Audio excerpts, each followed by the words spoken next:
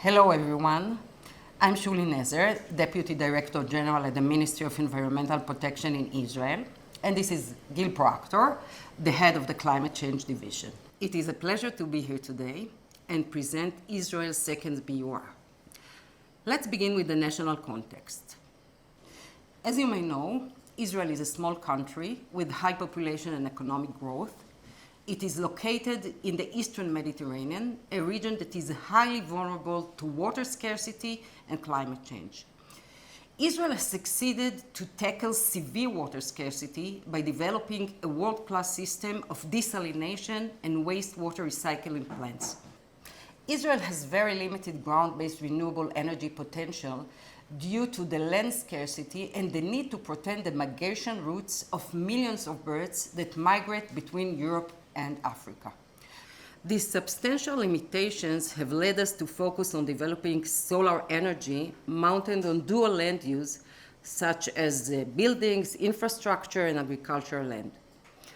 While in 2020, renewable electricity accounted for just 6% in 2022, this figure reached 10% with another 68% from natural gas and the remainder from coal.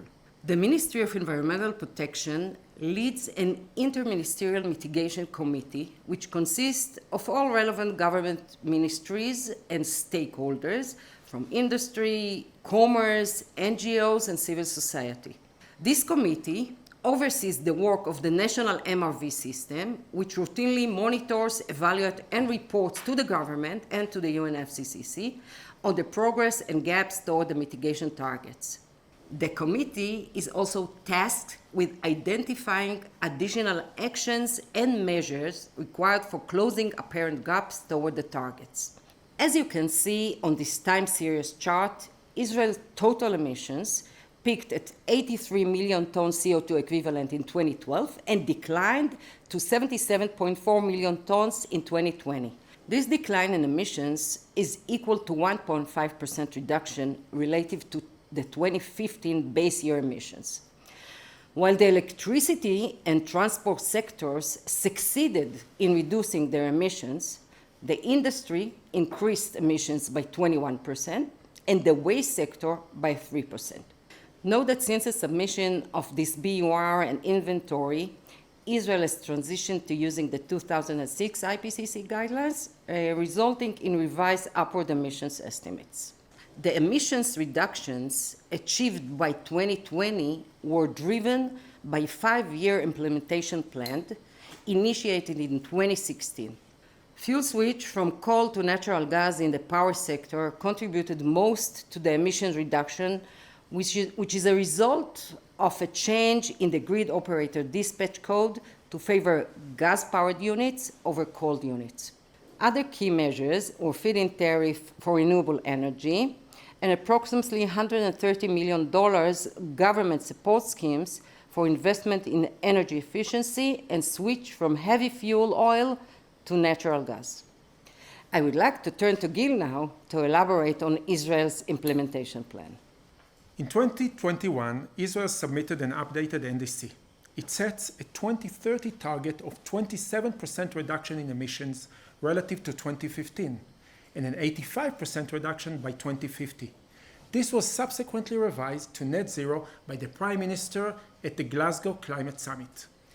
As you can see in the waterfall chart, the 2030 target will bring down Israel's emissions to 58 million tons. The 2030 target is supported by sectorial targets, which among others include 30% renewable energy generation by 2030, 95% reduction in GHG intensity of new cars, and 71% reduction in landfill waste. To meet these targets, Israel developed a national action plan which includes over 120 mitigation and adaptation measures. The key pillars underpinning this plan are legislation of a national climate law which anchors the national targets and sets institutional arrangements and procedures, top-down regulatory standards such as mandatory green building code, a carbon pricing mechanism. This is currently under consideration but has not yet been approved, and a suite of financial tools to support and accelerate investments in new innovative climate technologies and climate mitigation projects. Mitigation measures in the energy sector focus on accelerating the shift to renewable energy and storage, as well as energy efficiency. For example, through increased tariffs, especially for urban and dual land use PVs, mounted above parking lots, sports centers, etc. And $120 million for supporting energy efficiency and renewables. Also, the government is finalizing a $5 billion investment plan for upgrading the electricity grid to enable the uptake of increased renewable energy. In order to decarbonize Israel's transport system, the government allocated approximately $25 billion for expanding the rail and metro networks and $2.5 billion for expanding bus and bicycle lanes. Another key effort is to electrify the private cars with comprehensive tax breaks for EVs and accelerate the spread of charging stations. These measures enable Israel to enjoy rapid growth in electric cars, as you can see on the slide.